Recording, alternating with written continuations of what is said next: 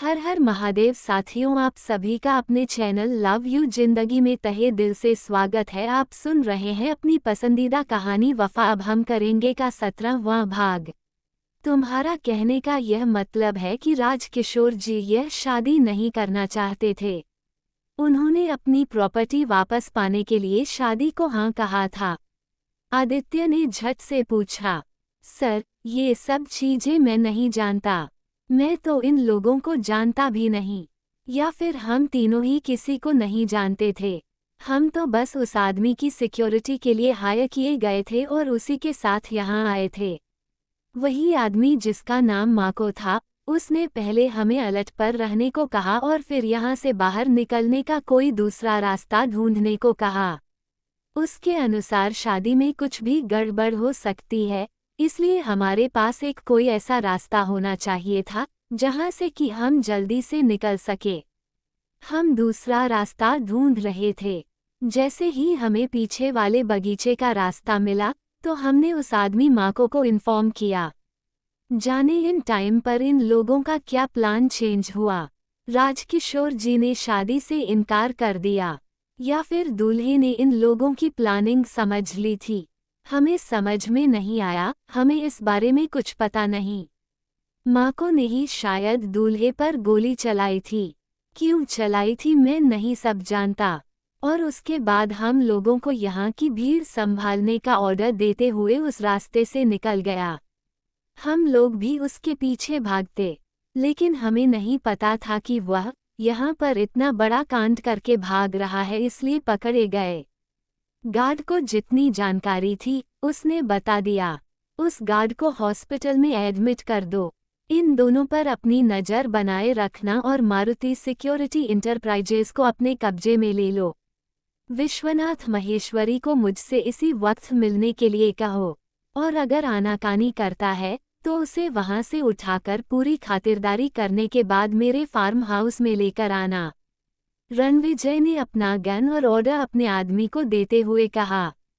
Okay sir. Ranvijay और आदित्य आकर गाड़ी में बैठ गए।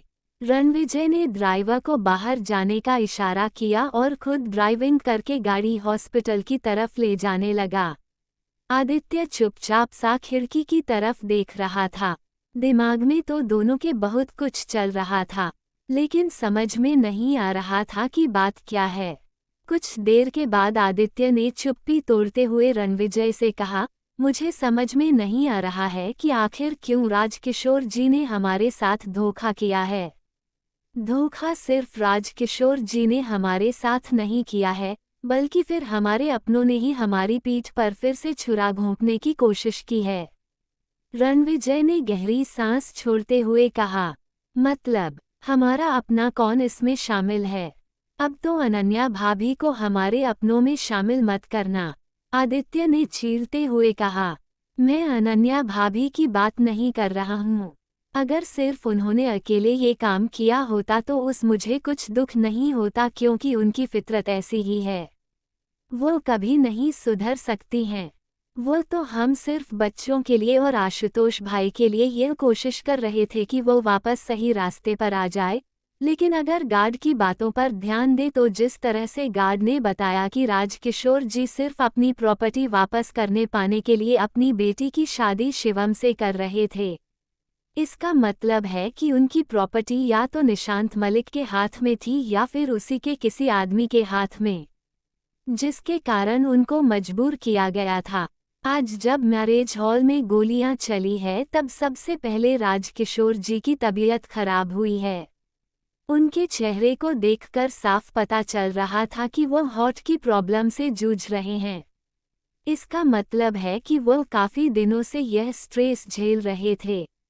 रणविजय ने कहा, लेकिन अगर ऐसा था तो राजकिशोर जी ने एक बार भी हम लोगों से कुछ भी बताना जरूरी क्यों नहीं समझा?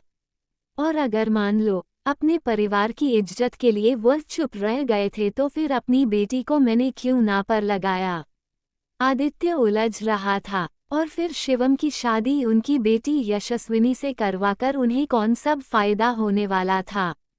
सिर्फ को प्रॉपर्टी को वापस पाने के लिए अपनी बेटी की खुशियों को दांव पर लगा देना। हजम नहीं हो रहा है। आदित्य ने सोचते हुए कहा। उन्होंने अपनी बेटी की खुशियों को कहाँ दांव पर लगाया था। शिवम हर लिहाज से उनकी बेटी के लिए एक बेहतरीन लड़का साबित होता।